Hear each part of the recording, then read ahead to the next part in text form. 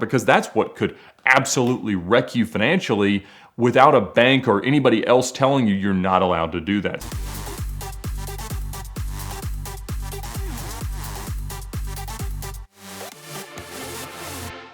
A question I get almost daily is, when is a person ready to buy their first exotic car? It's a logical question because so many of us grow up dreaming about the chance to one day own these dream cars that we see on the road or see at Cars and Coffee or we see on television or on YouTube. It's amazing what a motivating factor the eventual possibility of owning one of our favorite cars can be. Honestly, it carries me through pretty much all my professional career, setting that next goal of whatever the next car is, and certainly the goal of buying the first one was what motivated me through school, motivated me in college, and eventually I was able to make happen. Now, I've talked a lot about ways to negotiate on cars, ways to buy cars, ways to sell cars, and ways to finance exotic cars, because when I was out there looking for resources, searching for information about this topic, I found it very, very hard to get the information that I was looking for. So be sure to check out the video that I made about the different ways you can actually finance an exotic car, because that's a pretty big piece of this puzzle. Now, of course, many people are wildly opposed, Dave Ramsey style, to the notion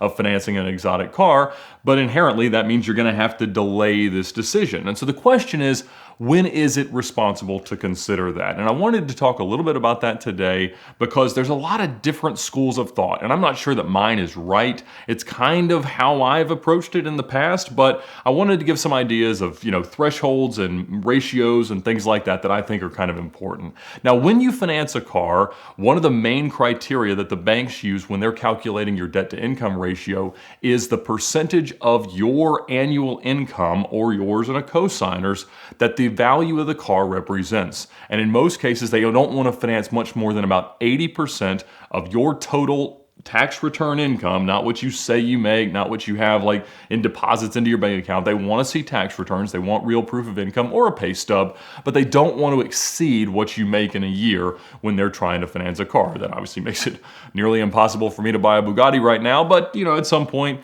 who knows? Maybe it can happen. And again, it's a goal that carries me towards whatever my next career move or decision or activity or just grinding through whatever we're doing now might be. Now, additionally, you want to think about, even though banks for car loans don't usually use this, the mortgage debt to income criteria. So when you apply for a mortgage, they say that your total bills for your household, at least that are debt affiliated, they're not going to calculate your cable bill or your Netflix or your YouTube premium, but they want to see that the debt obligations that you have don't exceed about 45% of your monthly income.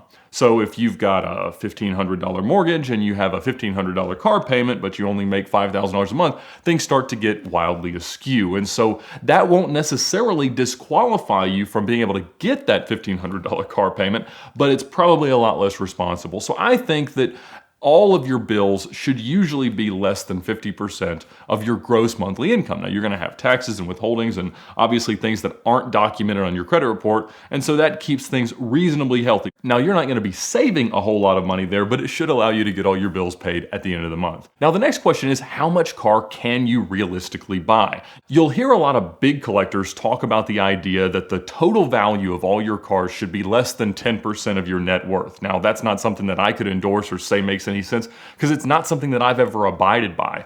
Right now, my cars represent a huge percentage. Usually it's between 50 and 75% of my total net worth. Now, I believe that's acceptable because cars are my way of life. They are the way I earn a living. They're the ways I get stories to tell. And so it works out well for me. And that kind of carries me to my next point, because what's much more important than how much your car costs is, what is your vulnerability? What liabilities exist within this car? Because that's what could absolutely wreck you financially without a bank or anybody else telling you you're not allowed to do that. Now, let's talk about the two major issues there: depreciation and maintenance and repairs.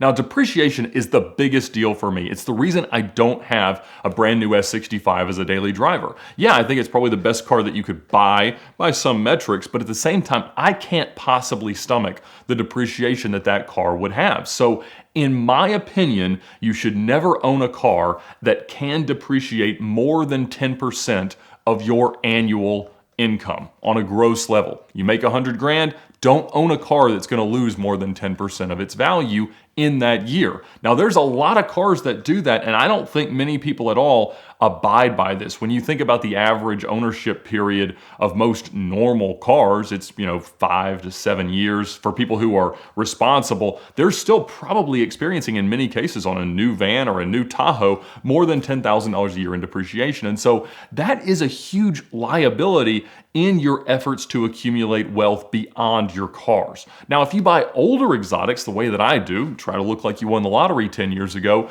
that's pretty easy to manage because the cars aren't going to be depreciating all that rapidly. You don't have this huge vulnerability. But that carries us to the next point. What does that mean in terms of maintenance, reliability, and theoretical repair costs? Now, these are the things that could truly derail it. And when you talk to somebody who doesn't fully understand the automotive hobby, it's going to be their first objection. Maybe you could buy the car, but you'll never be able to maintain it.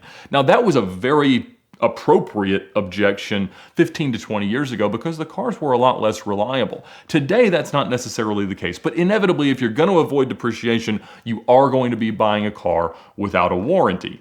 And that's where you want to be considerate of what is it realistically going to cost me on a per mile basis based on how much I'm going to drive it, and just a fixed cost based on the age of the car to do things like major servicing, replacement of tires, replacement of brakes, and really figure out what you're going to spend on this car. Again, I think that either using 1 month of your total income or 10% or so of your annual income as the worst case scenario of what might happen if this car breaks is a great rule of thumb. Now, that doesn't mean that just because a Gallardo motor is $50,000, you need to necessarily be concerned about having to make 500 grand a year in order to own the car. That's certainly not true because they don't usually break. Now, if you're going to buy a V10 M5 or M6 where it is an absolute truth that almost all of them are going to have rod bearing failure, then yes, you need to know that this thing could cost at least 15 grand if you're using a used motor, or $40,000 to $50,000 if you're going with a brand new long block from BMW.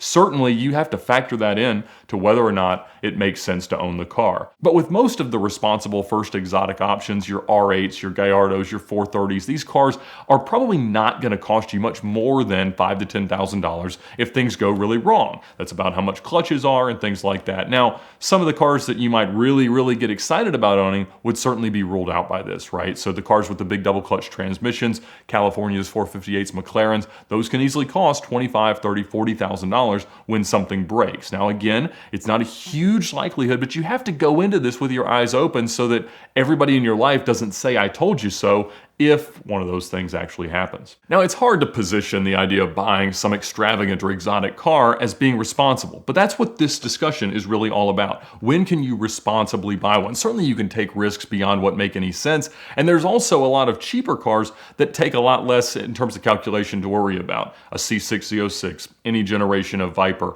These cars that are great to own, pretty inexpensive to fix, there's a lot of independent maintenance opportunities. These are cars that you can own very early. But it's important to consider how much more financially responsible buying some of these aged exotics can be, and how easy it is to justify the ownership cost relative to cars that you know are going to depreciate, like your normal early enthusiast sports cars, your Z cars, your BMW Coupes and the Mercedes C-Class and AMGs and things like that. Like, people think that's where you start and then you move up. But in all honesty, you could buy an older 911 a whole lot more responsibly than you could buy a brand new BMW or even a certified pre-owned BMW. For instance, my father has never really been a car guy. He likes to have a decent car and he will keep it forever. He drives them until the wheels fall off. So his depreciation has always been all the way to zero. When he disposed of his last car, it became Dave Black, my co-driver from the New York to LA Records car, for the 2904, a $1,500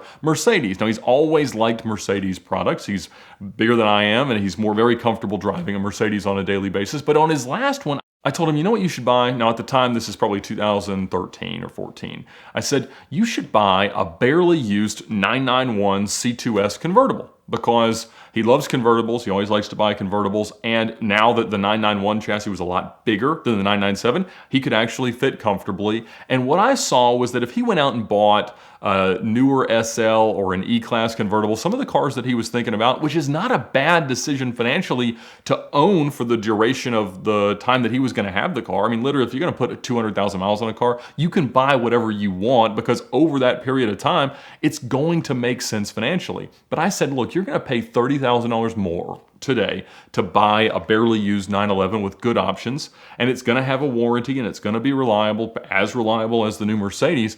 But when you get to 150, 200,000 miles and it's time for that car to go away because it just gets too unreliable or too worn out, then that car's still going to be worth 30 grand. So yeah, you've tied up $30,000 more in this car, but at the end of it, the $30,000 comes back to you. There's no additional net cost, and really the difference in maintenance and operating cost on a 911 C2S and most Mercedes is not wildly different.